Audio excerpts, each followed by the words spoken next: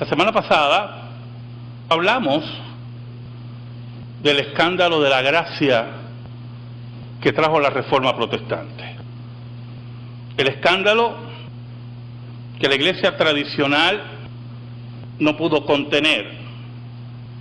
La maravilla que significa saber que por las infinitas misericordias de Dios y por los méritos de Dios mismo en la persona de Cristo, el hombre tiene entrada a los recintos celestiales. Hace poco estaba mirando mi biblioteca y vi un libro de un autor, yo sé que sueno, que está mirando mi biblioteca y veo un libro, pero yo no sé si a usted le pasa a los que tienen ya muchos libros acumulados, que los libros se le pierden en la biblioteca. Y muchas veces me dan ganas de tirar así el librero, porque algunas veces, hermano, tengo un tema para desarrollar y me acuerdo que tengo un libro excelente sobre el tema y no lo encuentro en toda la biblioteca. Y entonces me paro así frente a la biblioteca y dice, yo sé que tú estás aquí.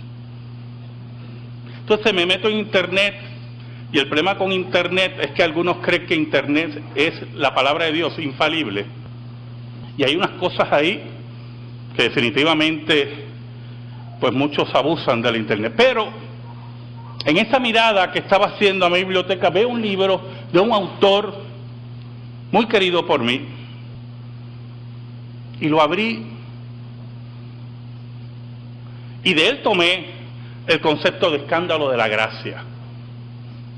Pero ese autor trajo a colación una anécdota impactante. En una ocasión estaba sentado en un restaurante y estaba reunido con un amigo.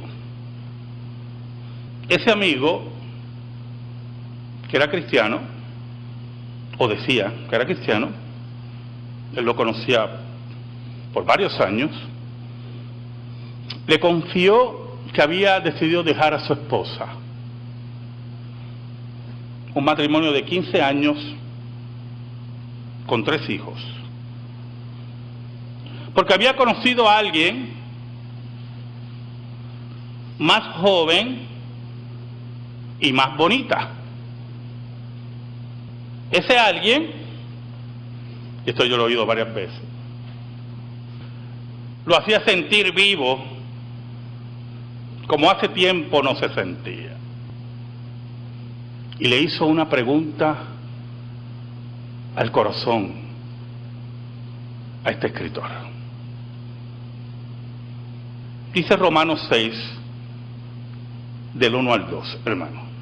Romanos 6, 1 y 2. ¿Qué pues diremos?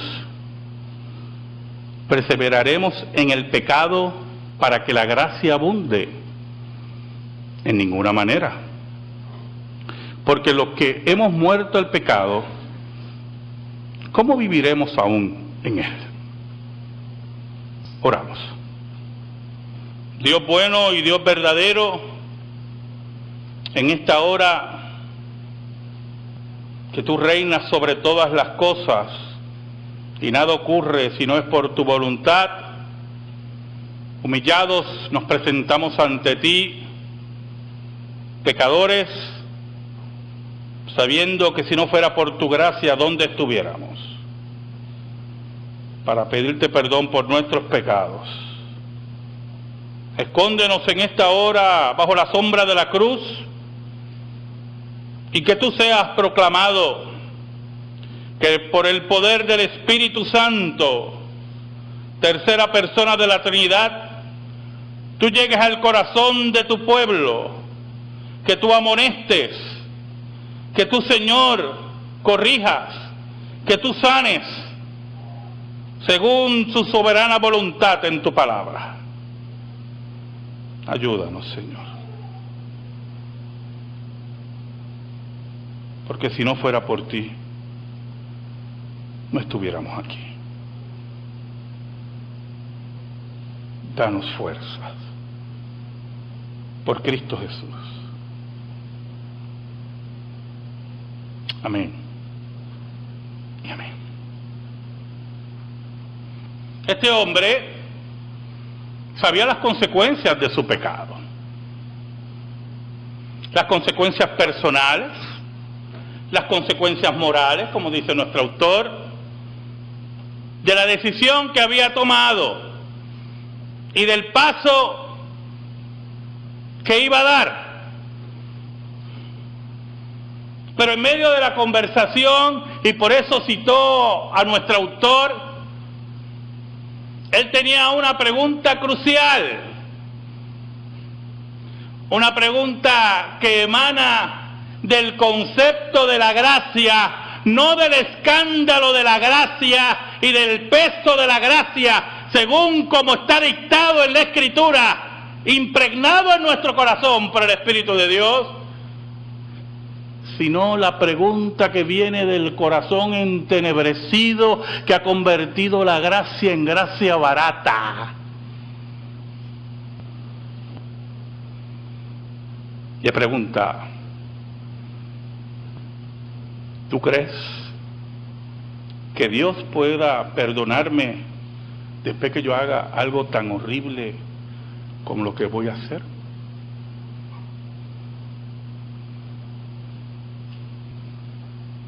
Él llama a su amigo, lo reúne en un restaurante, no dudo que pagó la comida, para hacerle esta pregunta: ¿Dios me perdonará después que yo haya decidido abandonar a mi mujer, a mis 3 hijos, por otra mujer más joven y más bonita? ¿Sabe algo, hermano? Cuando no entendemos las dimensiones de la gracia, según establecidas por el apóstol Pablo y redescubiertas por la Reforma, cuando no hemos conocido al dispensador de la gracia, o cuando nos confundimos en nuestra vida cristiana porque no tomamos los pasos exactos que Dios ha establecido para que nuestra vida cristiana siga en fortalecimiento, surgen preguntas de esta índole.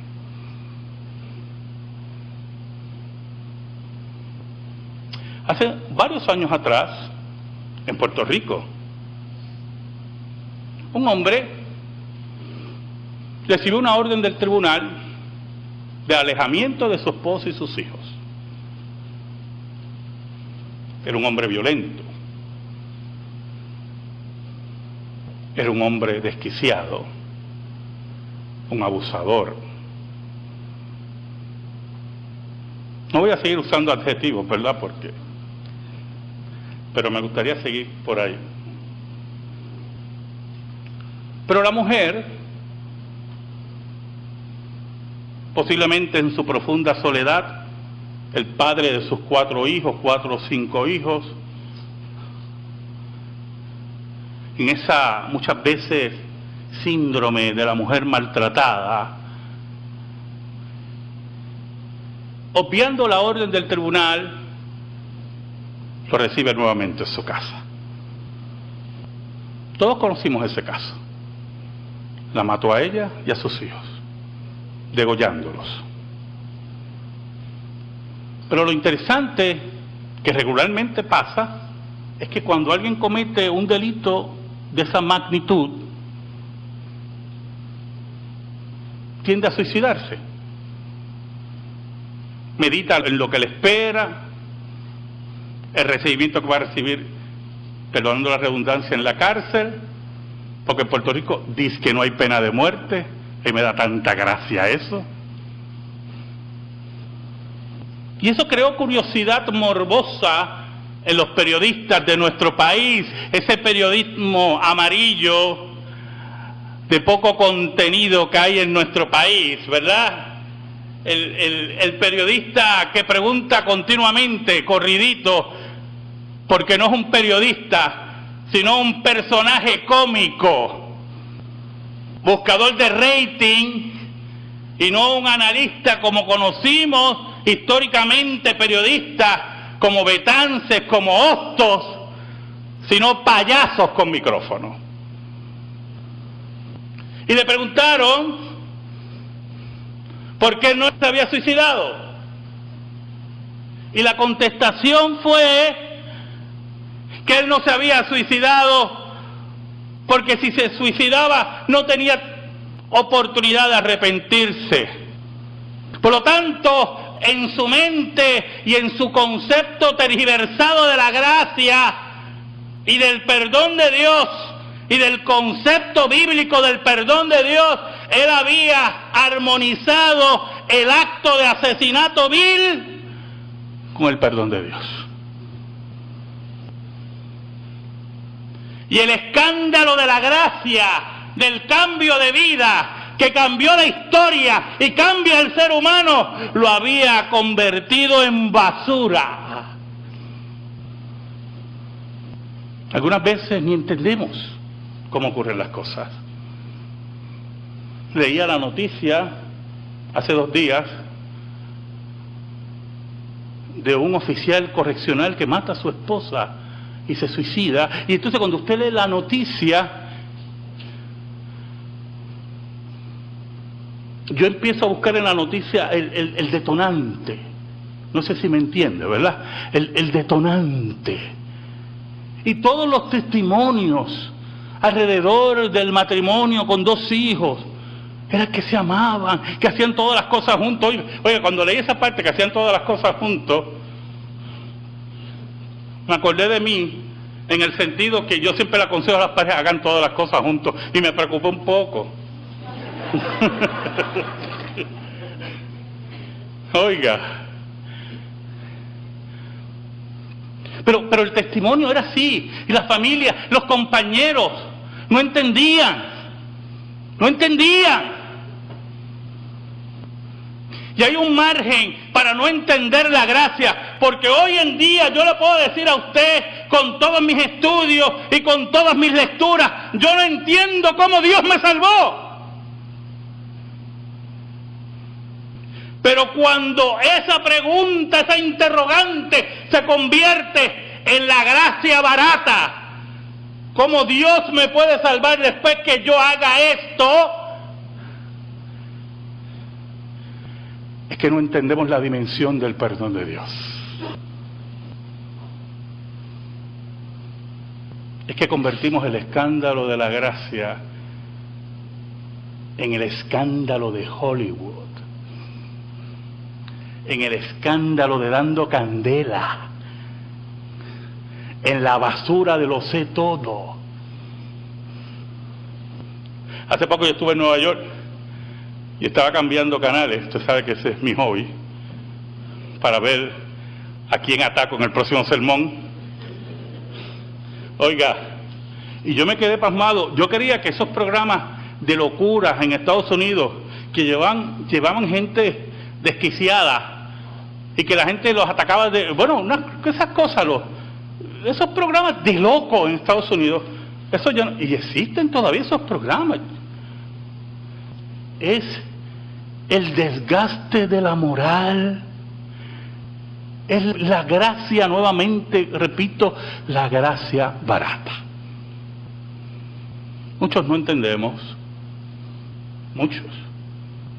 la dimensión del pecado, la capacidad del pecado de roer nuestra vida,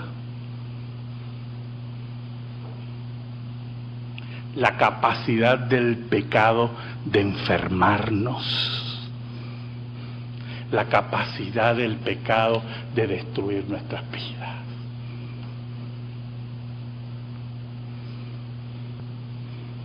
¿Qué le contestó el escritor? Me imagino que usted se está preguntando, ¿qué le contestó, pastor? Cuando leía, también yo quería saber qué le contestó. Él le dijo, ¿te puede perdonar Dios? Claro que sí. ¿Tú conoces la Biblia? Dios edificó, y le contestaba a él, ¿verdad?, su iglesia sobre hombres de personas terribles. Pedro, que lo negó con juramento. Pablo, que persiguió la iglesia y la asesinó. Edificó un reino, hizo promesas a un adúltero como David y asesino. Claro que sí. Pero lo que tú no entiendes, le decía el escritor, es que cuando tú conviertes el perdón de Dios, el acto sublime, increíble, de que Dios se hace hombre por nosotros, en el vómito del pecado simple, del acto corruptor de la vida, tú has decidido alejarte del acto de perdón de Dios. Porque en el momento que tú has reflexionado en esa forma, no hay garantías que tú vuelvas. Porque ya has fundamentado tu vida en otra filosofía y en otra forma de ver la vida, que no es la lupa, no es la visión, no es el microscopio de Dios, sino la visión distorsionada del humanismo, de los deseos carnales, de la lascivia de aquellos que quieren las cosas ahora y que justifican sus actos. Es aquellos que buscan la felicidad mediante los pecados, no importando a quién arrollar y llevarse por el medio. El autor le decía, cuando tú tomes ese camino, vas a querer de nuevo el perdón de Dios. Vas a querer volver a los brazos de aquel que ha establecido las cosas como son. El apóstol Pablo dice, ¿qué pues diremos? ¿Perseveraremos en el pecado para que la gracia abunde? ¿Sabe? El apóstol Pablo había dicho en el capítulo anterior, aunque esto era una carta, no había capítulos, ¿verdad? En los párrafos anteriores, que donde abundó el pecado, sobreabundó la gracia. Y nuestro autor nos dice, y yo en esa imagen tremenda, nos dice que lo más seguro cuando Pablo escribió eso, después dijo, que yo acabo de decir, yo estoy loco. Pero es que para Pablo, para Dios, la solución del pecado está ahí, en el perdón inmerecido de Dios. Ese perdón que quebranta el pecado y llega hasta el corazón del hombre y la mujer para salvarlo. Y por lo tanto, aunque el pecado se oponga y aunque el reino de las tinieblas se oponga, la gracia de Dios entrará, porque Dios es soberano. Y aunque la ley, que es el centro de lo que decía Pablo, ¿verdad?, te esté acusando, la gracia te dirá que Cristo cumplió la ley por ti. Pero Pablo también sabía que en la iglesia de Cristo no están todos los que son, ni son todos los que están.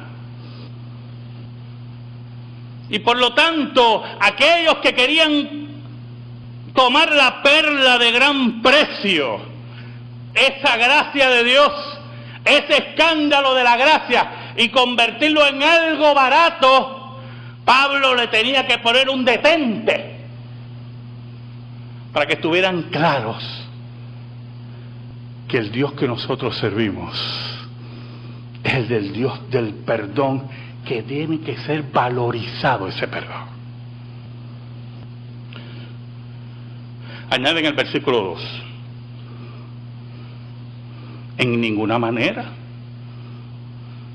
porque lo que hemos muerto al pecado, ¿cómo viviremos aún en él? Y yo no sé si usted entiende la profundidad de esas palabras de Pablo. Si usted murió al pecado, lo que está muerto al pecado no busca justificar su pecado. Porque si busca justificar su pecado y convertir la gracia en algo barato, es que lo que dicta su vida es el pecado. Y la actitud que debe tener ante el pecado nunca ha cambiado. Y déjeme adelantarle algo. Lo que pasa es que, o decirle algo, porque no he querido revolcar mucho la cosa, pero el caballero en cuestión, que conoció a una muchacha más joven, eso no empezó ayer, ¿oyó? Ese jueguito no empezó ayer. Ese jueguito ya tiene tiempo. Él lo que estaba buscando valor, ese valor de los cobardes que necesitan la justificación de otros para sus actos. Porque los que están valientes y están claros no necesitan justificación de nada. Caminan sabiendo que lo que hacen es lo correcto. Pero cuando tú sabes que estás mal, buscas al lado quien te apoye. ¿Usted no ha oído gente por ahí? Estos adúlteros de Hollywood, o los que nos rodean en este país, hacen sus actos y dicen, no, pero mi madre me apoya. ¿Usted no lo ha oído? Mi padre está conmigo. Otro impío. ¿Por qué tienen que decir, mi madre me apoya, mi padre me apoya?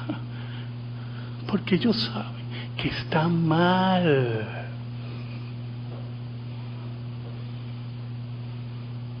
¿Saben, hermano? Varios meses después, nuestro autor encontró a su amigo, o se enteró de su amigo. Había tomado su decisión.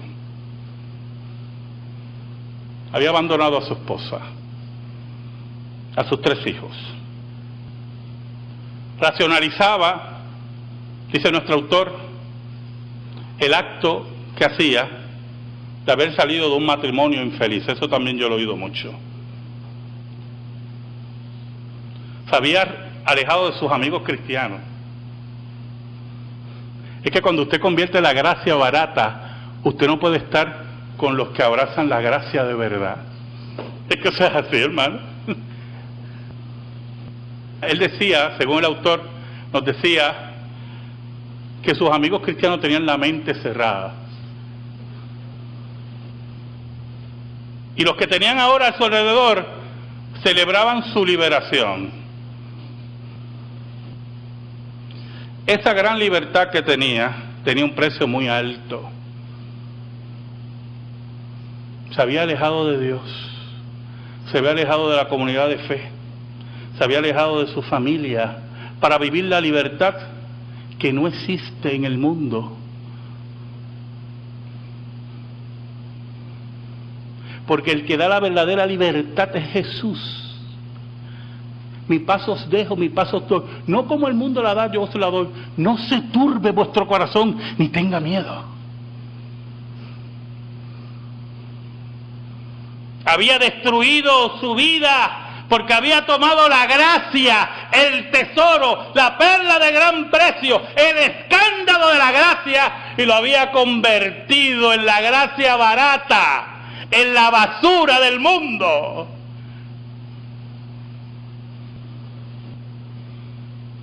¿Sabe algo, hermano?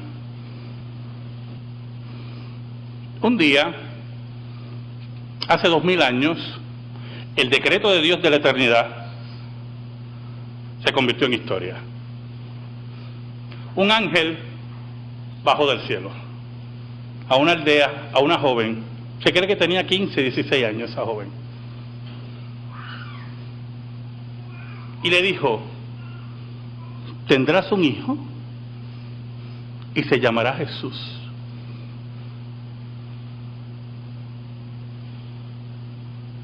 Él será grande a lo sumo y será llamado Hijo del Altísimo. Y el Señor, Dios su Padre, le entregará el trono de David y reinará por los siglos de los siglos. Su reino no tendrá fin.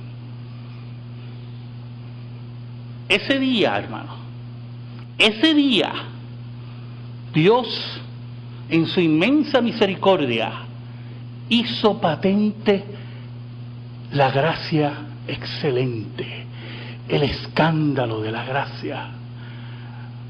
O como dice un poeta, se arriesgó a perdonar al hombre, ese que lo iba a rechazar. Solamente aquellos señalados por Dios que comprenden el valor de la gracia siempre abrazarán este escándalo. Amén. Gracias te damos, Señor, por tu palabra eterna. Y te pedimos, Señor, que la atesores en nuestra vida y en nuestro corazón. Por Cristo Jesús. Amén y amén. Estamos en silencio, hermanos.